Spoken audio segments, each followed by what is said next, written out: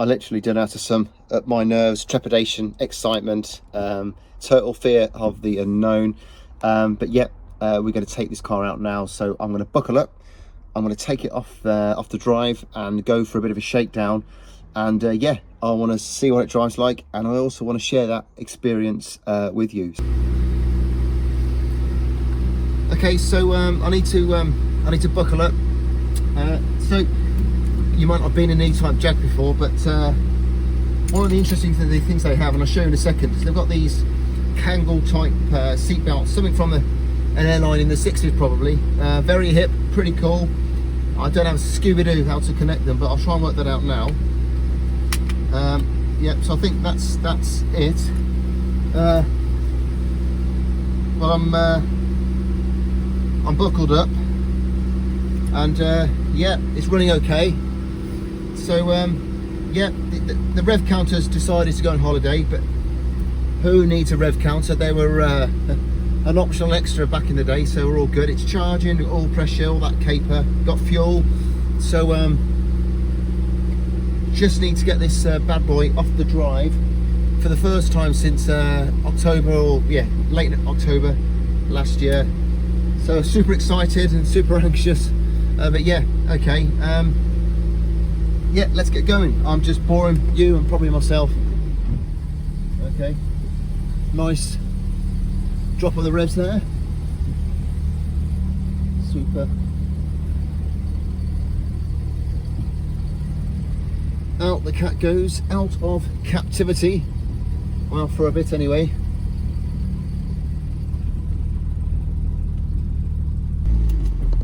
Okay, I'm not not getting a secure sensation from these seat belts, but I try not to worry.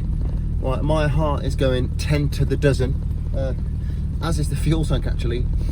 But there's no escaping that 70s smell in this cockpit with a bit of fuel and I guess old leather. But we are now on the road officially for the first time in a very long time, very long time. Okay, I'm going to put the choke in. Wow, whoa! I am super happy. Right, it feels okay. Just getting used to the steering. One thing I noticed straight away is that I don't even have my foot on the gas, but it's just pulling. It wants to pull. And it sounds pretty throaty actually.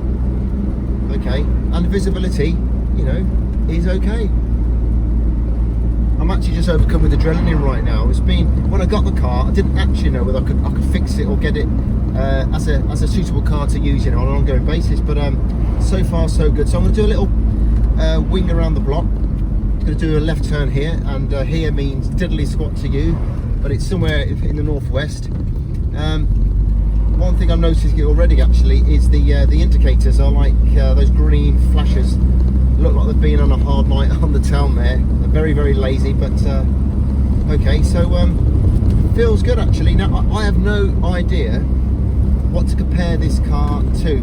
I mean, the suspension does feel a little bit soft. I guess with the kind of, it's compared to modern sports cars, it is a bit soft. So I guess you do feel the weight transfer more than you would in a modern car. But it feels okay. I guess the steering again feels, this has got power steering actually, so it feels quite nice, perhaps just a little bit of play. But I'm just in a bit of a busy area, so I'm going to go around the block and just try and shake it down to see if there's anything that I should be worrying about. It's going to go left here. Yeah, there's the laser flashes again, but we're definitely indicating, I think.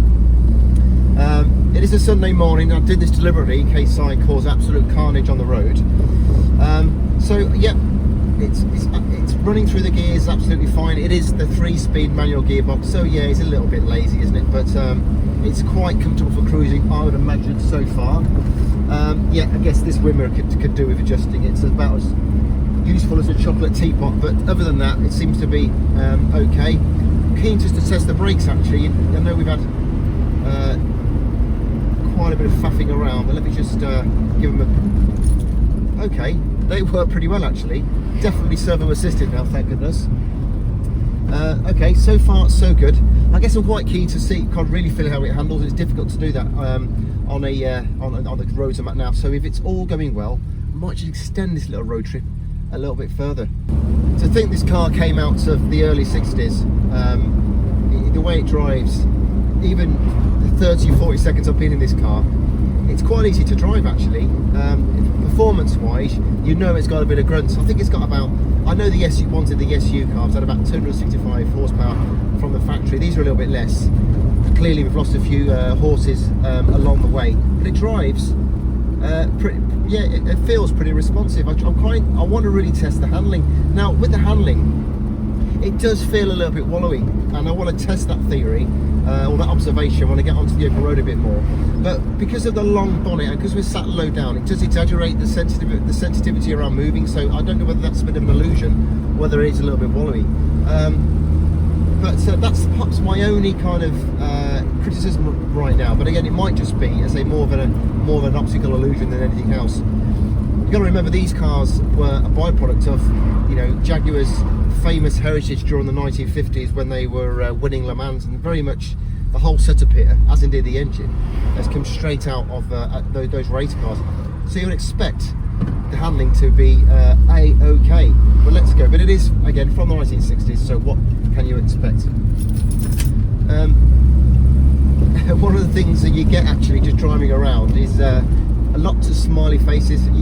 Already, say I've been in the car now, I've just gone around the block, not very long, and we've had about 3 or 4 people giving an approving glance, like Mr. Miyagi, or waving their hands, which is always nice to see.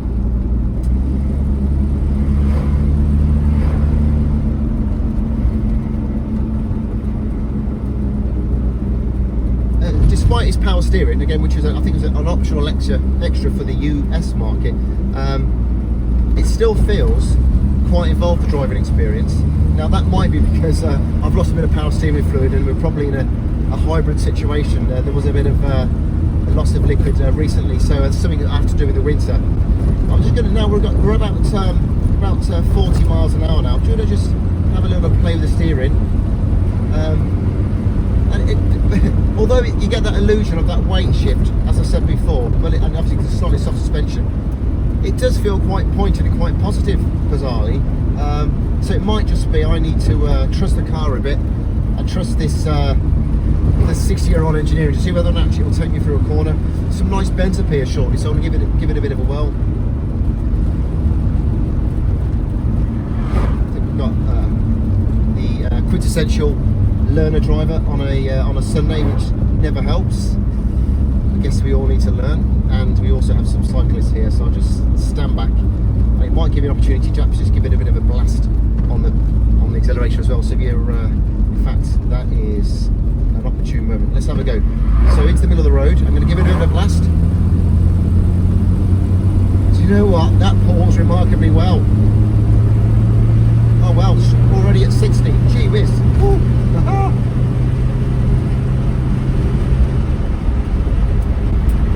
That's good. That's more than I expected. It's bloody incredible, actually. The engine is as sweet as a nut, and you know, all the worry I had about the oil pressure, it's currently sitting just over 40, which is probably where it would be. The engine's still a little bit, still warming up a little bit. It sounds as sweet, as fine as frog fur. Beautiful. Temperature's fine. It's now charging. I did actually just run the car yesterday, and it wasn't charging. Well, it was about 10 amps or something, or 10 volts. So I noticed the fan belt was a little bit loose. So it's I've given it a tightening up again, and now we're definitely well over 13. So all is well with the world. I wasn't expecting to come out this far with the car, but already I'm feeling like I'm feeling quite confident. That might be my final last words, but given it, I've had it on the drive for such a long time, and I've ran it. It's never really missed a beat. I've had to, you know, I've messed up the timing and stuff, but it's always seemed to want to go. But just to be in it, as I say, just to actually be in it, it feels like I'm on the outside looking in. I'm actually driving this car. I love the sound of that engine. It doesn't sound too throaty or too in your face. It just sounds very compliant. It's like, you know what, Matt, I'm there if you need me. I'm there. Just give me a bit of gas and I'll go.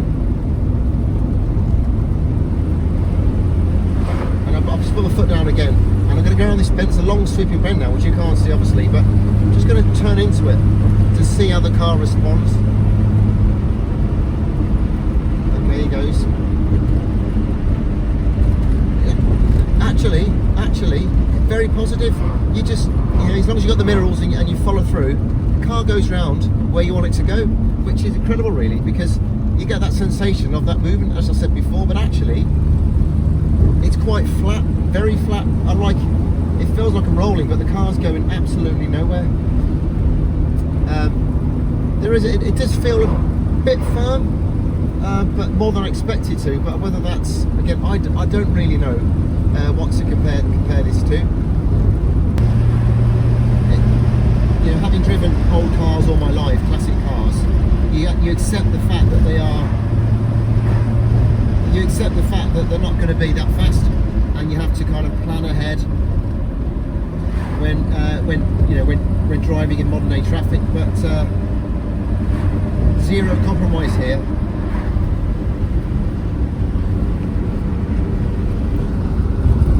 Zero compromise in terms of the driving here. It's from a performance perspective and handling perspective, you just every day, all day. From a reliability or a financial perspective in terms of maintenance and wear and tear of fuel, I don't know, but we'll give that a go. But if someone said to me, look Matt, just bomb around in your 2014 Ford Focus, use that for your school trips and whatever else, and then take this out on the weekend, it's absolute no-brainer at all. So if you're watching this video and you're thinking, I've got a hankering for a classic car, it doesn't need to be an E-Type Jag, whatever you like, if you can't afford it, just think about this. If you're just working from home like me, and lots of you are out there, or you're doing very small amounts of mileage, do you need to be having that 350 quid car payment each year? Do you really? Okay, and yeah, it would be sensible to use that and pay off the mortgage or invest it. But if you're after a bit of fun, if you're after a bit, oh, nice little C4 Corvette there. But if you're after a bit of fun and a bit of enjoyment, why don't you put your money into something like this? Now, E-Type Jag, specifically, their market is softening just a little bit, but it doesn't need to be an E-Type Jag. It could be anything. It could be a car from the 80s or 90s. Think about it, the enjoyment that you get, and you'll probably, if you time it right, get your money back. So, and I think, my first trip in this car, and given all that anxiety I had about selling my proper car, my daily, and getting Focus and spending money on this, all that anxiety I had is now gone. Because I'm thinking, right, well, this car, it looks absolutely fine. It's off to the paint shop soon. It's driving okay, and I'm loving this. I'm loving the attention I'm getting. I'm loving the feeling, that visceral kind of connection I've got with the car. It's great. I'd never have this with my Audi. 100%. Every time you ask me, I would have done what I did last October. Wonderful.